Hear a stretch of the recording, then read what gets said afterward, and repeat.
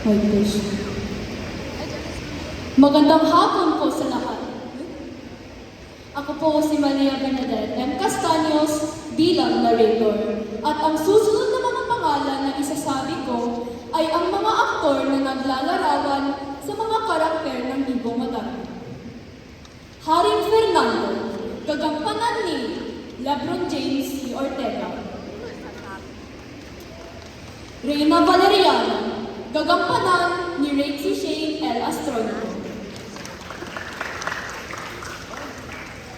Don Pedro, gagampanan ni Cristiori B. Edel. Don Diego, gagampanan ni Jacob Luigi J. Doncado. Don Juan, gagampanan ni Jules Kyle E. Niaco. Doña Juana, gagampanan ni Sofia Isabel D. Silanes. Doña Leonora, gagampanan ni Jolie S. Acedera. Doña Maria Blanca, gagampanan ni Jody Chelsea Pinto. Ibong Madarna, gagampanan ni Maria Fatima K. Awe. Haring Salerno, gagampanan ni Landolf John Nuevo. Higante, gagampanan ni Nino Angelo A. Hesca. Ang Serpiente, gagampanan ni Curry Altero Lisondra at Carl Justin Alcapato.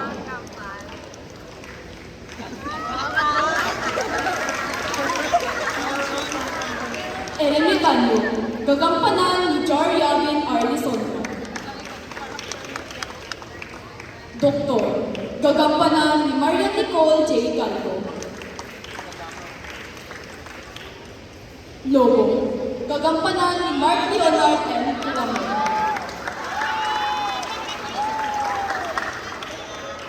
Mga Guardia, gagampanan ni John Louis D. Chua at James Day G. Badajas. Aguila, gagampanan ni Dylan Dale D. Chu. Mga karaniwang tao, gagampanan ni Francesca L. Manlangin, Alexander Corban D. Patiño, Eliza Marie Prats, at Jayana Ray S. Vizcajon. Lalaki, gagampanan ni Christoph J. Gaviola, at ang Arsobispo, Matt Lorenzo P. Arqueles. Ito ang Ibong Madarna ng Our Lady of Sharon.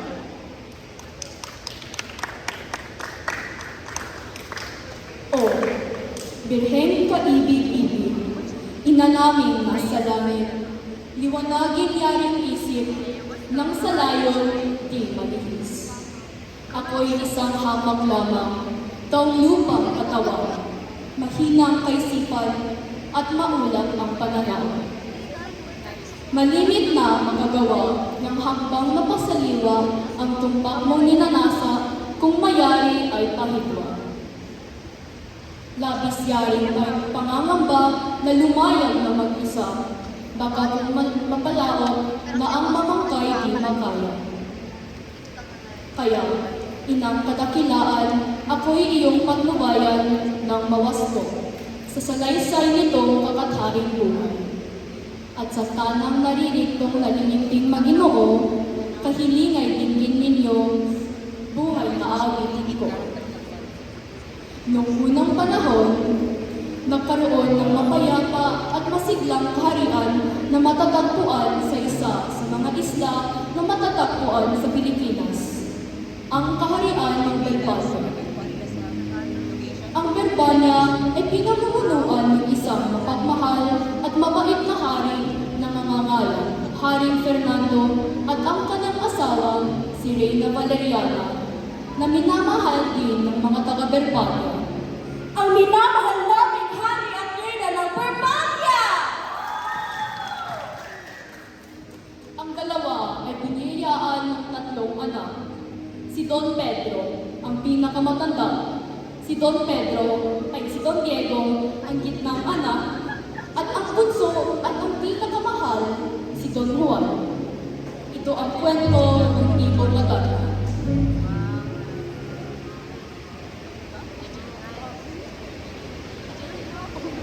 Tungkulan na upang magpasya kung gusto niyo bang maging pari, mapamana ang aking tungkulin at mamuno sa kababayan ng Urbania.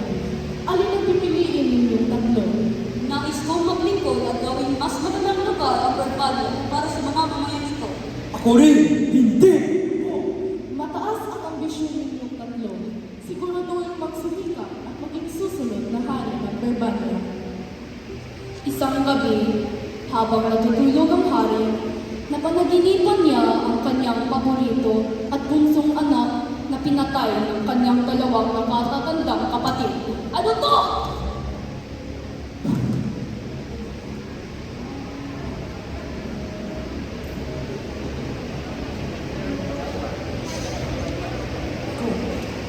Mahal!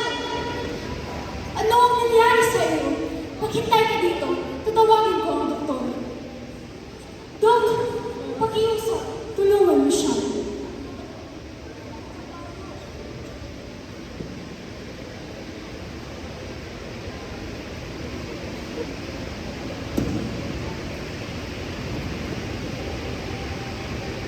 Ang iyong karakter ay tulad ng iyong panaginip at hindi naman. Ngunit sa isang tiyak na kondisyon, dapat mong mahanap ang ibong Adarna at ibalik ito. Ang ibon daw ay nakakapagpagaling ng anumang sakit sa pamamagitan ng pag-awit. Pedro, anak, tulungan mo ako at hanapin mo ang ibong Adarna para ako'y gumaling na. Huwag mo dalhin ang iyong kabayo. Opo, Mama. Ngunit, kahit sinabihan siya ng kanyang ama na huwag dalhin ang kanyang kabayo, ay hindi siya nakinig. Mahigit 3 buwan siyang naglakbay sa kabundukan bago nakarating sa bundok Tabor kung saan makikita ang Piedras Blancas. Ito ang pugad ng Ibong Adarna. Ito ay sobrang nakapagod. Ang aking kabayo ay namatay na at kailangan ko nang maglakad. Hanggang sa Sa wakas, nakarating na ako sa Puertas Platas. Napakaganda ng lugar nito, lalong-lalo na ang pulong dito. Gusto ko nang matulog. Tulog na sa kalungan ni nanay. Kalaro mo'y anghel, sa iyo'y nagbabantay. Tulog na.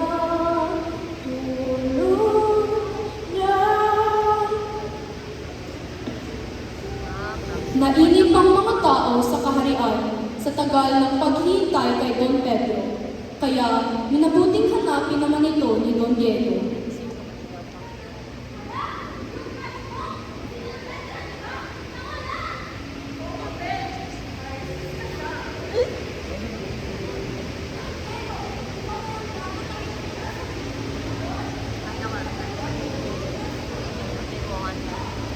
Kaya ko to, di ko kayong bibiguin.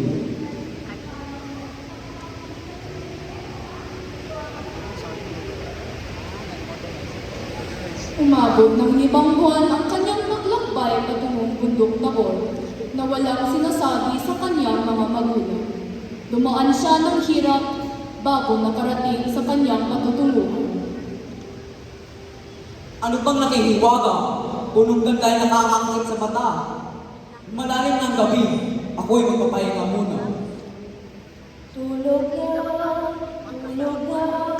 sa kalungan ni nanay. Kalaro mo'y anghel, sa iyo'y nagbabantay. Tulog na. Tulad din sa nangyari kay Don Pedro, naging ako rin si Don Diego.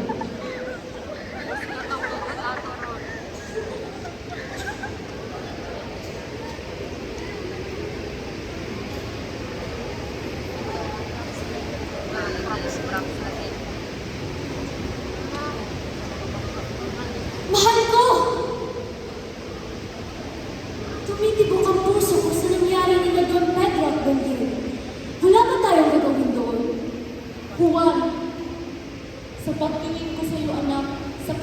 nagkakalinda sa paghanap mo ng mahiwagang ibong Adarna. Maawa ka, anak. Kakayahin ko to para sa iyo. Paalam na po.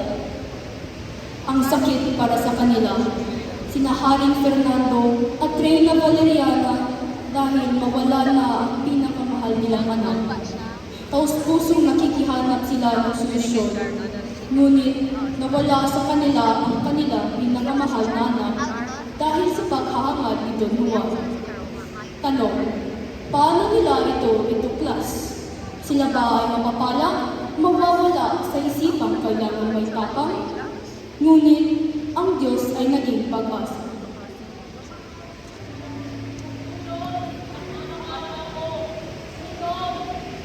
Tinapay ang galing sa aking lakbay. Narito po. Ano po ba ang aking reservation sa'yo? Saan ko makukuha na dahil ng maganda? Ikay punta sa lampang maliit. Ikay makatok at ikay makatok. Ikay punta sa Piedras Plaza. Maraming salamat po. Ilang oras na ba? Ilang oras pa hanggang natuntun ang kanyang hinanap na puno?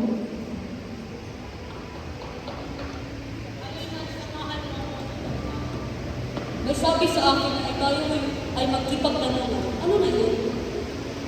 Magtanong ka at ikay sasagutin. May sakit ang aking ama. Handa na ng ibong Adarna ang makatulong sa kanya. Makaawa ka sana. May kantong hindi pa nakakatalo sa ibong Adarna. Subukan at iniisip ko lahat para lang sa aking ama. Sa iyong hating gabi, siya'y kakanta ngunit ipaglaban mo ang kanto. Sa bawat awiting maliit, ika'y masusugatan. Ngunit sa bawat dugo ay may balik at may wasto ang dugo ng iyong amahan kung siyang ibon ay tali. May wala may Bernardo! Ikaw yun! Diyos sa sekreto! Anak sa mga pangyarihan, Jesus! Ipagsimulan na ang iyong paglakbay. Magpunta ka sana ng may gabay sa pagdating ni Ibong Adarna. Maraming salamat. Nang nakarating na si Don Juan sa Piedras Platas, sinunod niya ang ipinayo ng matandang eremitanyo. Ang ibon!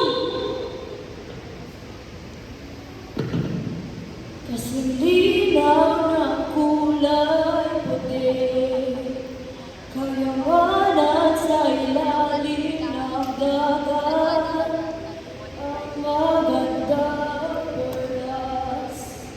Siya'y parang iyas, regalo ng isang diwata. Sa kabila ng mga basong umanat sa iyong balat, ika'y mahalaga. Ang kumikinang masul na diamante. Ang mga tanong mo ay sinagot ko ng kahusayan. Ang mga bituin sa itaas ay parang kristal. Kasing laki ng mata, parang hindi maganda sa katinginan ang isang carbuncle.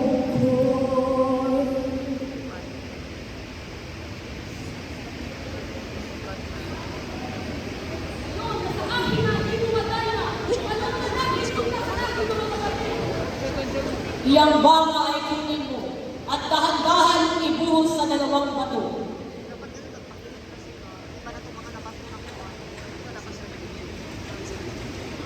Juan! Salamat at pinuhay mo kami.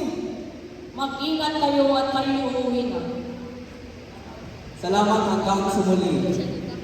Pauwi ng tatlo sa kaharian. Isang masamang balakin ang nabuo sa kaisipan ng nakatatandang kapatid na sinang-ayunan sa bandang huli ng ikalawang kapatid. Sa parte magbantay sa Adarna, tara bubugay natin si Juan upang may pagkakita tayo sa ating ama. Pero kuya, siya yung pinakabatang kapatid natin. Paano kung hindi? Gusto mo ito bubuin ko? Sige, kuya.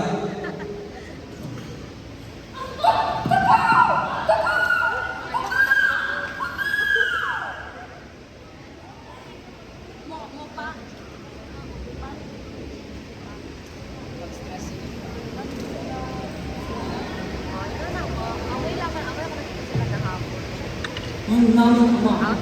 Narito nga ang paggamit sa iyo. Ama, di ko namin alam. Ngunit gusto na namin kayo gamutin. Ibong Adarna, kumanta ka na. Ano ang nangyayari?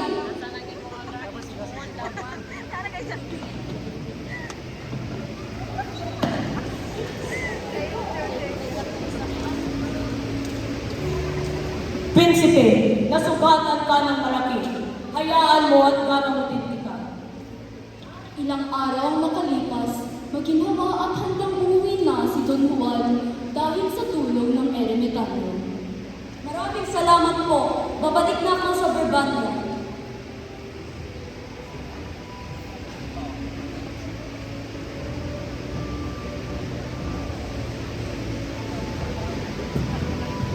Ama, nandito na ako. Maligaya ako na nandito ka. Masaya ako na nakarating ka lang. Nang nakita ng ibong Adarna si Don Juan, ito'y biglang kumanta at gumanda. Naghihirap ang anak mo, si Don Juan, dahil sa kanyang dalawang magkapatid. Kumusta ang pakiramdam mo, mahal? Maganda ang aking pakiramdam. Haring Fernando, marami ang dinanas ng inyong anak. Muntik hinamatay. Siya ay tinaksil ni Don Pedro Don Diego. Don Pedro, Don Diego, ano ang inisip ninyo na makagawa kayo ng ganyan sa kapatid ninyo? Hindi ito maaari. Tatanggalin ko kayo ng kapangyarihan dito sa Barbania. Ipapaalis ko kayo sa malayong lugar. Ama, huwag po kayong magalit. Pinatawag ko na aking mga kapatid. Sana kayo rin. Sigurado ako hindi nila ito ulitin. Dahil sa sinabi mo, anak, Don Pedro at Don Diego, kayo ay aking pinapatawan. Pero kung mauulit pa ito, kamatayan lang ibibigay ko. Napagkasunduan ng magkakapatid na babantayan nila ang Adarna. Tig-3 oras sila sa pagbabantay. Maayos na sanang lahat, pero Sabay tayo.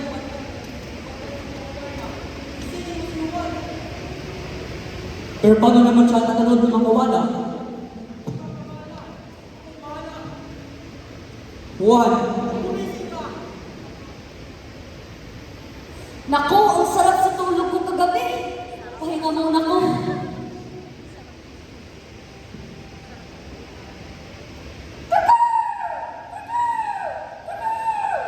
pagkagising ni Don Juan, tumambad sa kanya ang bukas na hawla ng ibong Adarna. Nasaan ang ibon? Sila Don Diego at si Don Pedro nakagawa nito. Aalis muna kung para hindi sila parusahin ni Ama.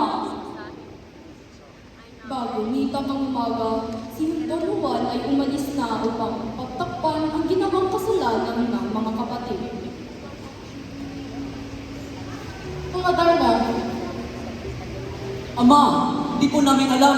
Bakit alam ay si Don Juan ang lumit mamatay sa Adarna? mga anak, hanapin ninyo si Don Juan at uwi dito sa palasyo. Ama, huwag po kayong mag-ala. Kami bahala.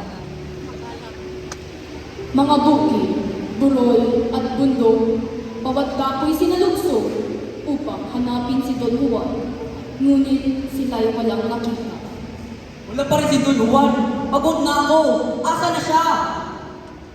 Lakad, tanaw at silid ang kanilang ginawa. Ngunit wala pa rin nakita si Don Juan. Hanggang sa nakita na rin nila si Don Juan sa Armeniang kabundukan. Itong bundok ng Armenia ay isang puok na maganda at napapaligiran ng tanawing kaaya-aya. Sa Armenia tumahan si Don Juan upang doon pagsisihan ang nagawang pagkukulang. Juan! Salamat ito kayo nakita namin. Magandang lugar ito. Gusto ko tumira dito. nakakaya sa kapatid namin Pedro. Madaming masamang bagay ang nagawa ng kanya. Huwag kang ganyan! Maglakas ka ng loob! Kakaya hindi mo sabi sa aking kapatid!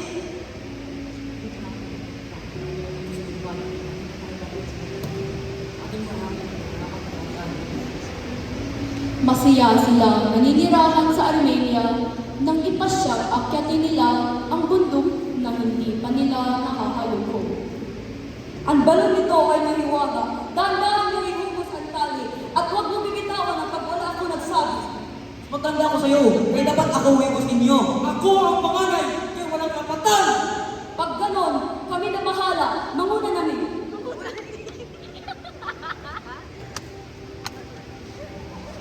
Napakadilim ng ibig ang balon na to. Parang ako sinakasal.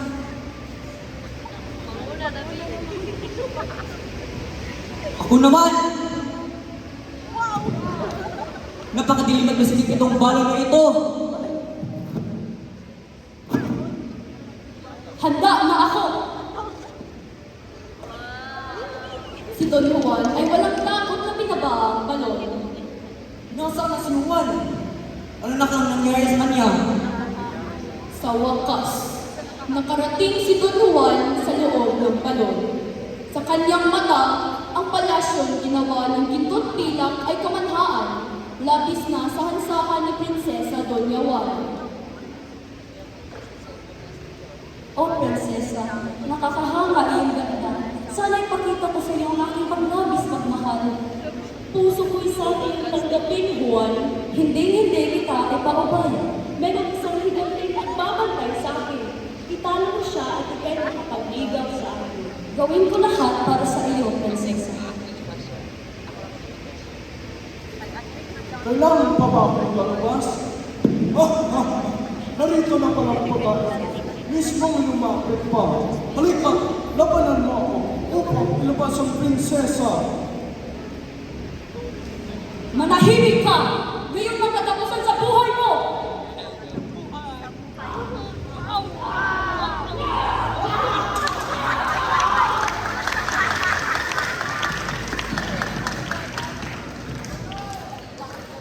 Uwi ka na sa aking kaharian, prinsesa. Wala na ni Gante. Salamat, Juan. Ngunit, tumitibok yung puso ko para sa aking bunsong kapatid na si Doña Leonora. Iligtas mo muna siya sa serpenteng nagbabantay sa kanya doon sa palasyo at ako'y uuwi sa iyong kamay. Lahat para sa iyo, prinsesa.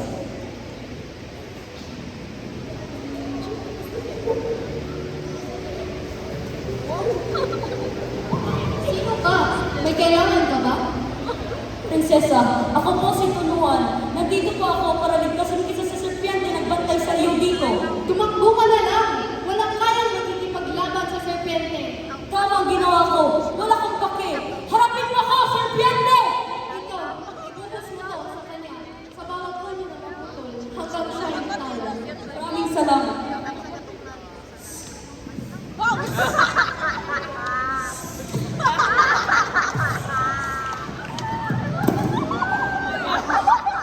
Bawat pulong matigpas ni Don Juan ay binubuhusan niya ng balsamo upang hinto'y hindi na umuling mabuhay. Don Juan, pinahangaan ako sa tapang mo. Prinsesa, uwi na tayo. Wala na ang serpiente. Uminiral na naman ang inggit kina Don Pedro at Don Diego sa kanilang bunsong kapatid nang muli itong magtagumpay sa pakikipagsapalaran sa ilalim ng balon. Dagdag pa rito ang kagandahan ni Doña Leonora na bumihag sa puso ni Don Pedro. Paalis na sana silang lahat upang magbalik sa Berbanya, ngunit Juan, ang singsing ko! Huwag ka mag-alala! Babalik ako!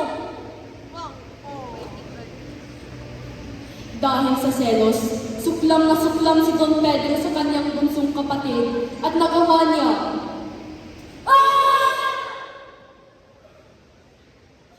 Hinimatay si Doña Leonora pero nagpatuloy pa rin sina Don Pedro at Don Diego sa kaharian ng Berbanya na kasama ang pagkapatid na prinsesa.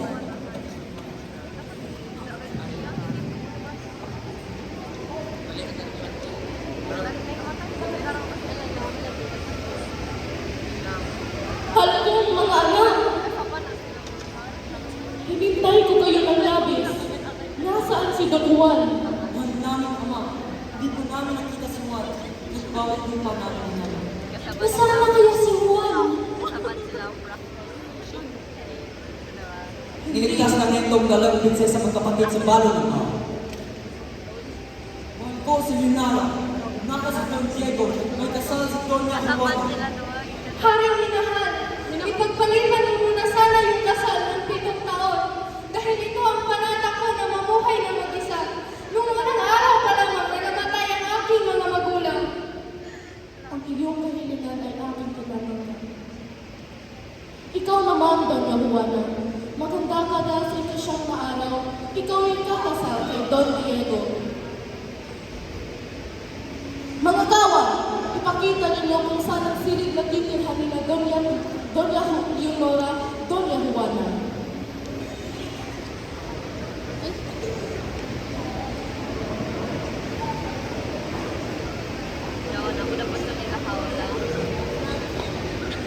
Alaga kong lobo, gamutin mo ang aking giliw na si Don Juan. Puntahin mo at siguraduhin mo ang kanyang kalagayan at kaligtasan.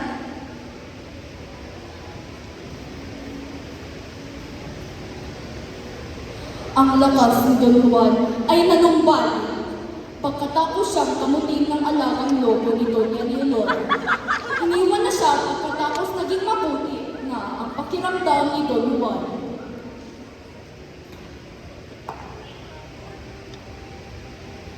O prinsipe may isang dilag, maganda pa kasang Leonara sa kaharian ng Reino de los Cristales.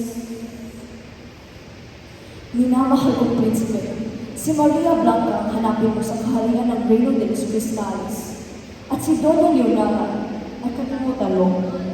Ang payo ko ay para naman sa iyong ikakabuti.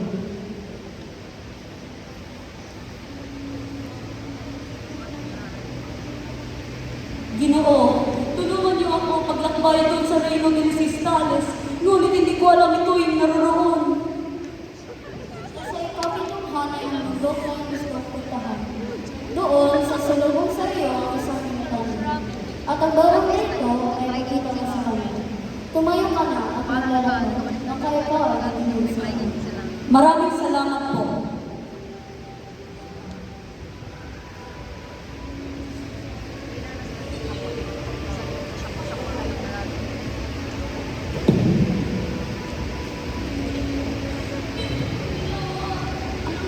Minamahal kong Gilio, Lunara, pakiusap, buksan mo ang pinto. Hindi kita itatanggap bilang aking kabiyak. Maghihintay lamang ako sa aking tunay na mahal na si Don Juan. Kahit ilang taong pang dadaan, ako'y maghihintay na tatanggapin mo ang pagmamahal ko para sa iyo.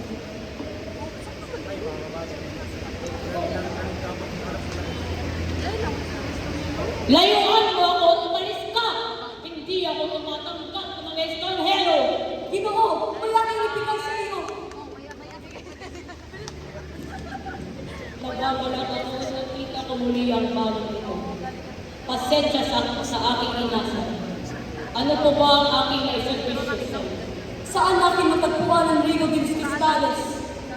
Ang kaharian na walang kasing ganda. Kaibigang akin, maaari mo ang hatid ang ating kaibigan sa kaharian ng Reino de los Cristales.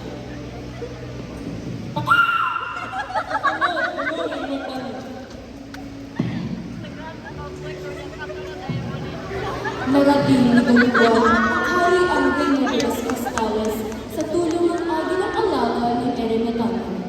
Unang pagkikita ni Don Juan kay Doña Maria Blanca ay nabihang na ang kanyang puso. Nang maligo ang magandang prinsesa, agad niyang kinuha ang damit nito at niyakap na parang sanggol.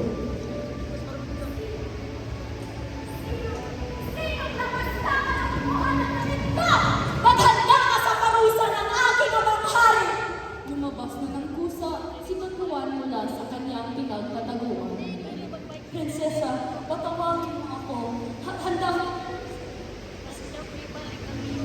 Ipagdaanan mo ng anumang magparusa ibigay mo sa akin. Nahabag naman ang kalooban ng prinsesa dahil sa ginawa ng pagpapakumbaba ni Don Juan at kanya naman itong pinatawag.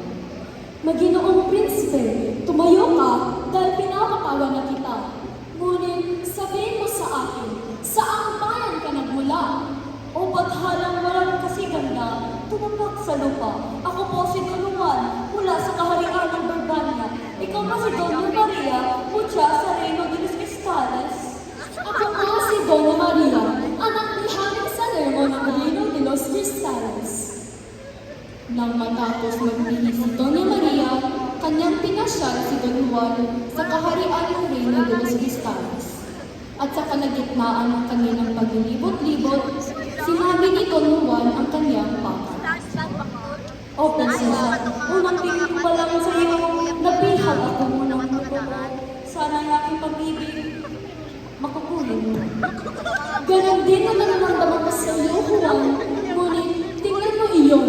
Iyon ang mga tao na naging patol dahil tanging ako'y sana ay pakasalan. Hindi nila natalo ang talino at karunungan ni Ama. Dadaanan ko man ang anumang pagsubok para ikay kasama.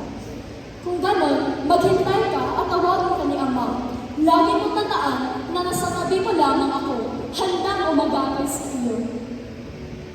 Pinatawag ni Haring Salermo si Don Juan sa kanyang palasyo.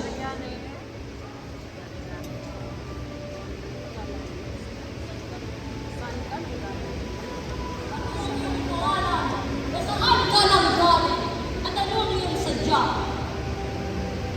Mahal na hari, ako po si Don Juan, mula sa kaharian ng Barbania. Nandito po ako para kunin ang kamay ng mahal na anyang niyo na si Doña Maria. Matagal-tagal na rin na huli. May nagtagpa, kunin ang kamay ng aking mahal na anak. Siguro naman ay ikaw na ang mangyayari. Prinsipe Juan, Lalabumin mo ako sa labanan ng talino at kung mananalo ako, ibigay mo sa akin ang minamahal na prinsesa, si Doña Maria. At kung hindi, ako'y mamatay! Handa mo ang iyong sarili, sapagkat ang unang hiling ko ay dapat mong patagin. Kunin mo ang magdalingan ng tribo, tataguin ito at alibin. Sa pagigising ko ay dapat may tinapay at kahain sa aking tabi. Masusunod, mahal na hari. Ang unang hiling ng hari ay nagtagumpay sa tulong ng kapangyarihan ni Doña Maria Blanca. Pagkagising ni Haring Salermo, tumambad sa kanya ang isang platito na puno ng tumpok-tumpok na tinapay. Agad niyang ibinigay ang pangalawang hamon kay Don Juan.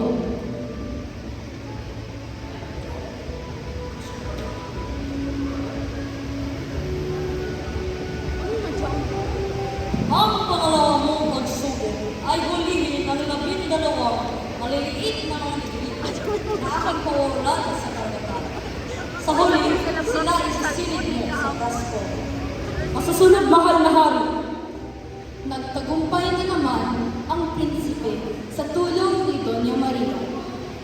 Sa pagkikita ng mga negrito kay Prinsesa Maria, sila'y nagunahan na pumasok sa prasko. Papasok ng huling negrito, agad na isinilid ni Prinsesa Maria ang takip ng prasko. Si Haring Salermo muli ay hindi makapaniwala sa nangyari. Maraming pagsubok pa ang pinagawa ni Haring Salermo kay Don Juan. Kabilang na dito ang pagpapasuso sa bundok, pagpapatayo ng Kastila sa karagatan, ang pagpapaamo ng isang mabangis na kabayo na pagkain ay ipagalaman ni Don Juan na ang hari mismo ang kabayo at ang huli. Pagkahanap sa nawawalang singsing ni Haring Salermo. Ang lahat ng ito'y napagtagumpay ni Don Juan sa tulong ni Prinsesa Maria. Sa huling pagkakataon, pinatawag ni Haring Salermo si Don Juan upang ibigay sa kanya ang kanyang huling hamon. Don Juan, anak ng Barbania, ako ay iyong pinahanga sa iyong talino at karunungan na iyong pinamana sa akin. Kaya ngayon, ibibigay ko sa iyo ang aking huling hamon. Sa 3 silid, isa lang ang iyong pipiliin at bunga nito aking pakakasalan. Ang aking pinipili ay ang silid sa gitna.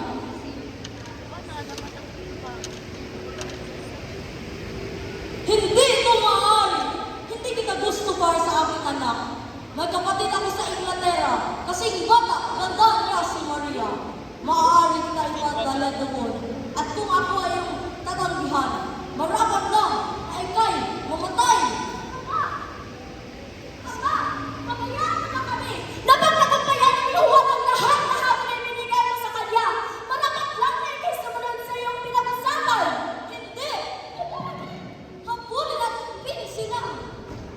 Tumakas na Doña Maria at Don Juan papunta sa kaharian ng Barbanya.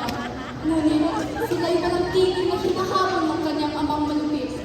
Kaya napilitan si Doña Maria na gamitin ang kanyang mahika. Kanyang itinaas ang kanyang kamay at kaagad nagkaroon ng isang malawak na karagatan na namamagitan kina Doña Maria at Don Juan kay Haring Salerno. Sa ganitong sitwasyon ay isinumpa ni Haring Salerno sina Doña Maria at Don Juan. Kayong dalawa ay hindi magkakatuluyan. Pagdating ni Juan sa iyong bayan sinilangan, si Maria ay makakalimutan at ipapakasal sa iba. Makalipas ang maraming araw, si Haring Salerno ay nagkasakit at tuluyan nang namatay. Ang buong bayan ay nag-uksa, naghihintay sa pagdating ng bagong Haring Reyna. Matapos ang matagal na habulan, pansamantalang itinigil ni Juan sa isang nayon si Doña Maria. Mahal, pupunta muna ako sa Barbanya at magpasabi na tayo ay magpakasal. Pangako ko hindi na kita makalimutan at pangako ko mababalik. Sige mahal, mag-ingat ka at ako'y maghihintay sa iyo. Ngunit, dahil sa sumpa ni Haring Salerno, nakalimutan ni Don Juan ang kanyang pangako kay Doña Maria.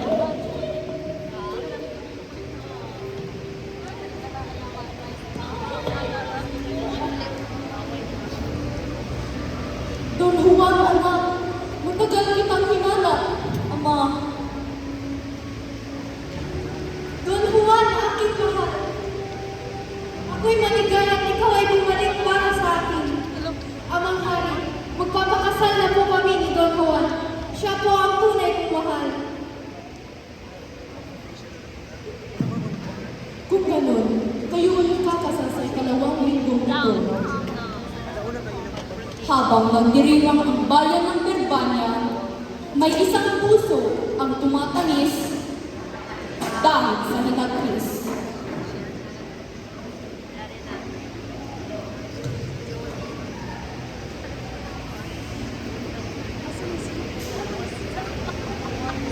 Dumating si Doña Maria sa palasyo, sakay ng matikas na karwahe at nakasuot ng damit ng emperador at naghanda siya ng palabas tungkol sa pag-iibigan nila ni Don Juan upang muli niya itong maalala. Don Juan, tatanggapin mo ba si...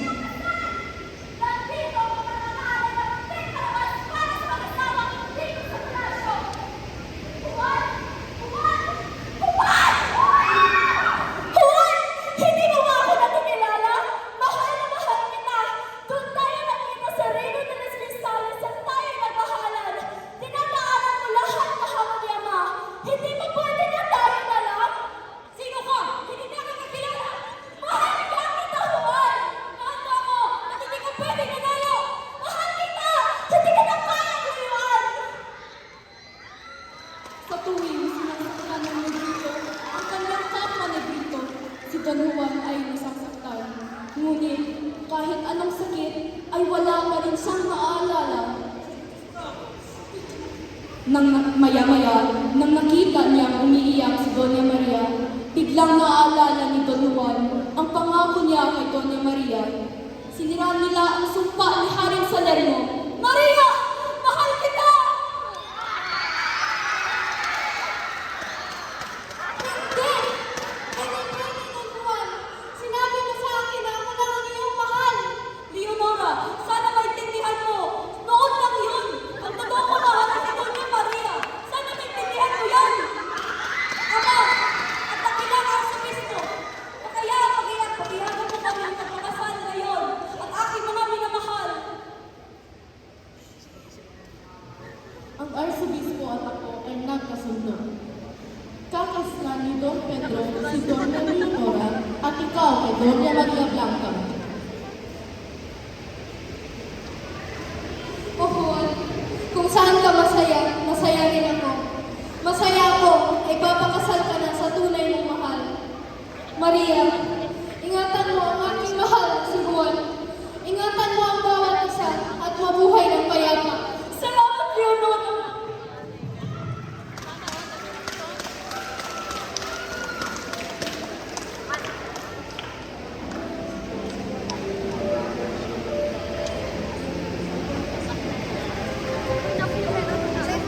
Don Juan, tatanggapin mo ba si Donna Maria bilang iyong asawa? Opo. Don Pedro, tatanggapin mo ba si Donna Leonora bilang iyong asawa? Don Pedro, tanggapin mo itong setro at korona bilang bagong hari ng Britanya. At ikaw, Donna Leonora, tanggapin mo itong diademang simbolo na ikaw na ang bagong reyna ng Britanya. Ikaw, na Haring Pedro at Reyna Linara, at Don Juan at Doña Maria Blanca, mula ngayon ay mag-asawa habang buhay at magpakailanman.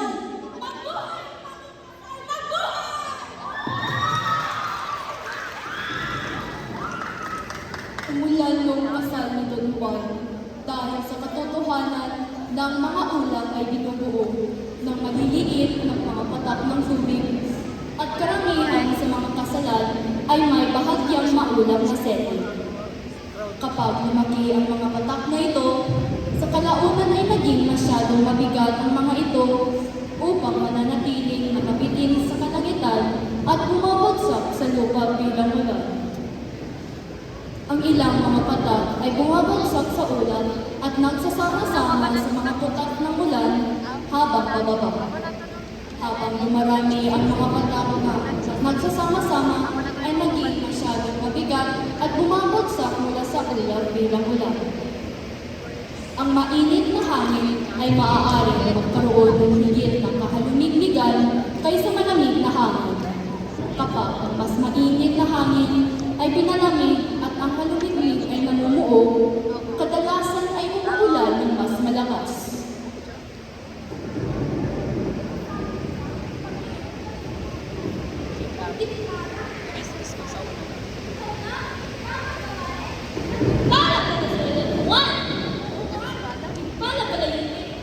Sus Mariusip, huwag nga kayo magsabi ng walang katotohanan. Hindi ganun pala yung anak ko.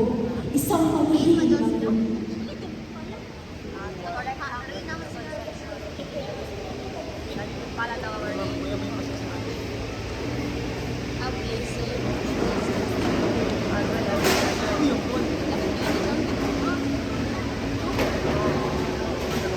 Aking minamahal na ama, ina, at aking mga kapatid, kami ni Doña Maria ay punta balik nun sa Reino de Cristales, pwede magtira at maghari ng mapayapa. Paalam sa inyong lahat. Naiwan ng Berbaya sa pamumuno ni Don Pedro at bumalik sina Don Juan at Doña Maria sa kahariang Reino de los Cristales upang doon magsimula ng bagong buhay.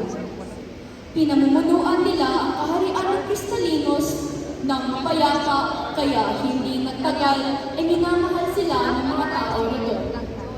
At doon, magtatapos ang makulay na buhay ng tatlong magkakapatid. Ang pagtatanghal na ito ay naging posible sa tulong ng mga directors mula sa ika-7 taon ng seksyon Our Lady of Sharp. At magandang